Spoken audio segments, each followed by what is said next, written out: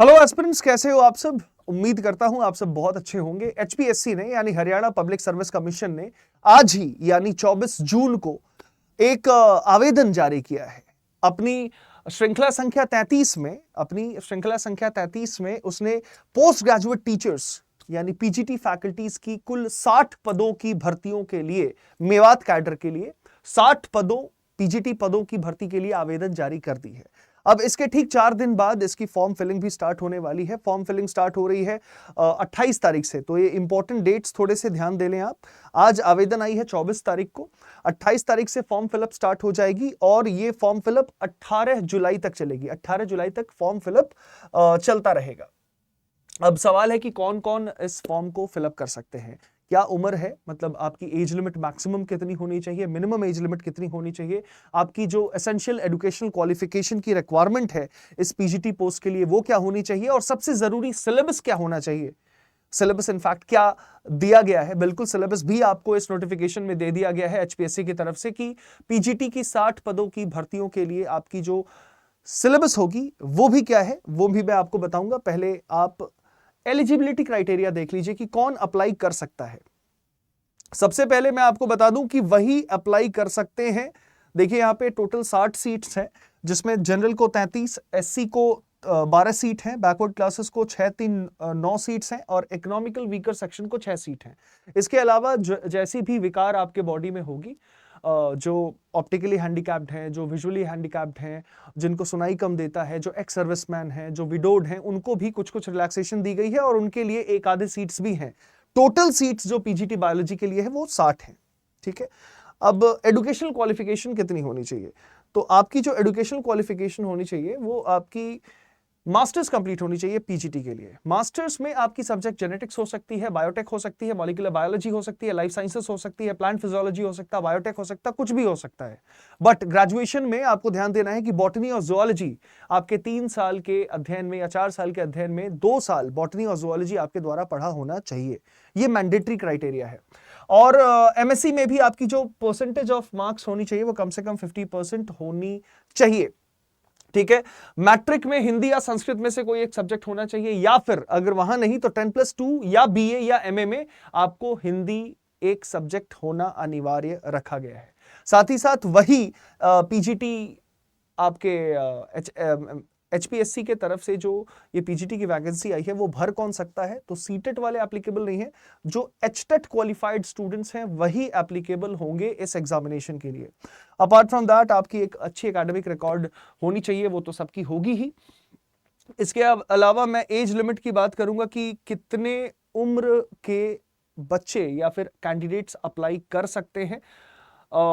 लेकिन एज के पहले मैं आ जाता हूं मोड ऑफ एग्जामिनेशन में कि आपकी एग्जामिनेशन किस तरीके से कराने वाली है एचपीएससी। तो आपकी जो एग्जामिनेशन होगी वो 3 राउंड में होगी। पहली राउंड है स्क्रीनिंग टेस्ट।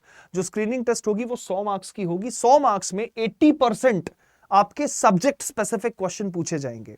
मतलब बायोलॉजी है तो बायोलॉजी के सारे टॉपिक से 80% सवाल होंगे और जो 20% होगा वो टीचिंग एप्टीट्यूड होगा, जिसमें Hindi, English, general awareness, current affairs, reasoning, numerical ability ये सारी चेक की जाएगी। और इसमें ध्यान रखना है कि क्वालिफिकेशन मस्ट है। 35% तो कम से कम आपकी क्वालिफाइंग क्राइटेरिया है जो कि आपको करना ही होगा। तो पहली आपकी स्क्रीनिंग टेस्ट होगी जिसमें आपको क्वालिफाई करना है, जो कि 2 घंटे की होगी, 100 नंबर के होंगे। 80 नंबर मैंने सब्जेक्ट स्पेसिफिक बताए और 20 नंबर की होगी आपकी टीचिंग एप्टीट्यूड। इसके बाद जो सेकंड होता है, सेकंड पेपर, वो होती है आपकी सब्जेक्ट नॉलेज टेस्ट, जो दूसरा राउंड है। दूसरे राउंड में जो पेपर होगा वो सब्जेक्टिव होगा और ध्यान दीजिएगा 150 नंबर का है। 3 घंटे आपको दिए जाएंगे और इसमें जो पेपर की सब्जेक्ट के ऊपर जो क्वेश्चंस होंगे वो 87.5% होंगे। ये भी क्लियरली यहां पे बता दिया गया है। 35% तो कट ऑफ मिनिमम चाहिए और जो वेटेज होगा सब्जेक्ट का वो 87.5% होगा। तो एचपीएससी ने क्लियरली ये आपको इतला कर दिया है कि पीजीटी बायोलॉजी पोस्ट के लिए अगर आप आवेदन डालते हैं तो उसमें पेपर 1 में 80% subject specific, 20% teaching aptitude. Paper 2 में सब्जेक्ट नॉलेज 87.5% और बाकी 12.5% मिला जुला के इधर उधर से कुछ हल्के फुल्के सवाल आपसे पूछे जाएंगे। और थर्ड होगी आपकी इंटरव्यू, और इंटरव्यू का वेटेज 12.5% होगा, यह भी बता दिया गया है। इंटरव्यू का भी महत्व होगा, इंटरव्यू इसीलिए लिया जा रहा है। 12.5% एडअप होगी आपकी ओवरऑल स्कोर में और आपकी मेरिट बनाई जाएगी। अगर आप इस पीजीटी पोस्ट को हासिल कर लेते हैं, एग्जाम क्लियर कर लेते हैं, if you are selected for the post, तो 47,600 से 1.5 लाख के पे ग्रेड के अंदर आप आते हैं। प्लस आपकी जो भी पर्क्स एंड फैसिलिटीज हैं वो तो आपको मिलती ही रहेंगी। अब आ जाते हैं एज की तरफ। एलिजिबिलिटी तो मैंने बता ही दिया कि आप भारत के नागरिक होने चाहिए। और अब आते हैं एज लिमिट की तरफ।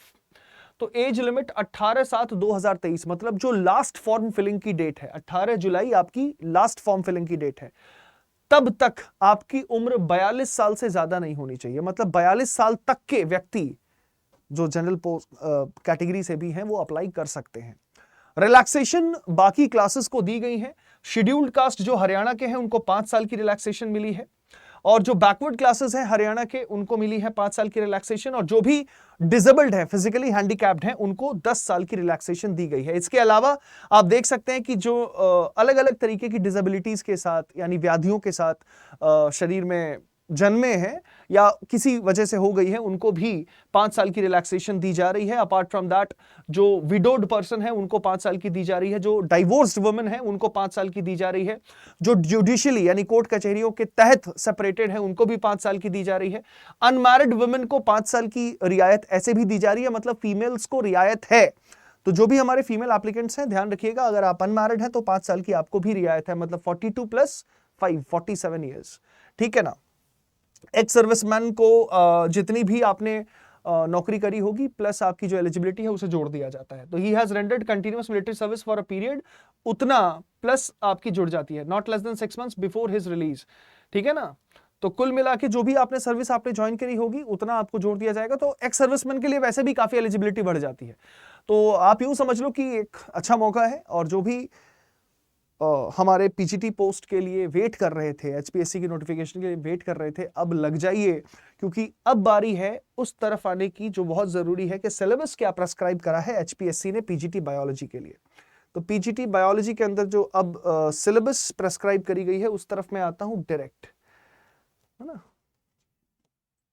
चलिए, ये आ गई आपकी सिलेबस, ठीक है।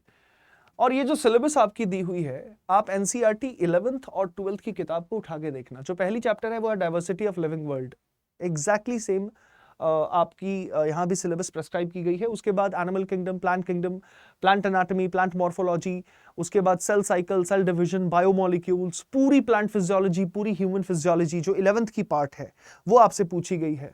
12th में जेनेटिक्स है, आप देखिए यहाँ पे प्लांट फिजियोलॉजी पूरी। उसके बाद 12th की पहली चैप्टर सेक्सुअल रिप्रोडक्शन, फिर ह्यूमन रिप्रोडक्शन भी आपको यहाँ पे दिखेगा।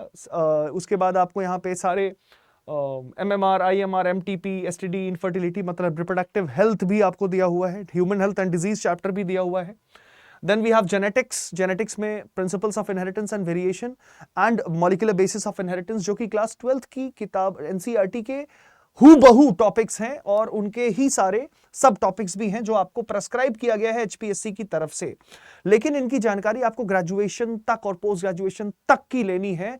तो ध्यान रखिएगा कि 3 घंटे की आपकी सब्जेक्टिव पेपर है, पेपर 2, और पहली में 80% आपकी सब्जेक्ट जो क्वेश्चंस हैं वो सब्जेक्ट से ही आने वाले हैं। तो ये मत सोच लेना कि बस 11-12 की एनसीईआरटी पढ़ लेंगे तो काम हो जाएगा, नहीं। आपको 11-12 की एनसीईआरटी की ही सारी टॉपिक्स दी गई हैं, लेकिन इनकी जानकारी आपको पोस्ट ग्रेजुएशन तक के लेवल तक लेनी है। इसलिए इसकी बैचेस जल्दी ही लॉन्च कर दी जाएंगी। तो जितने भी हमारे वो एप्लीकेंट्स हैं जो इस बार पीजीटी बायोलॉजी के इस आवेदन यानी इस एडवर्टाइजमेंट का वेट कर रहे थे, नोटिफिकेशन आ चुकी है। 4 दिन बाद फॉर्म फिलअप स्टार्ट होगी, तैयारी में लग जाइए। इसके लिए बैचेस बहुत जल्द लॉन्च होने वाले हैं, उसकी जानकारी अगले वीडियो में आपको मिल जाएगी। मुझे उम्मीद है इस वीडियो में मैंने सारी इंफॉर्मेशन पीजीटी बायोलॉजी पोस्ट के लिए जो मेवात केडर के लिए निकाला गया है एचपीएससी की तरफ से, आज ही यानी 24 जून शनिवार को मैंने कवर कर दिया है। तो अगले वीडियो में मिलते हैं with more information, and till then stay tuned on Teachers Adda 24/7। जय हिंद, जय भारत, थैंक यू।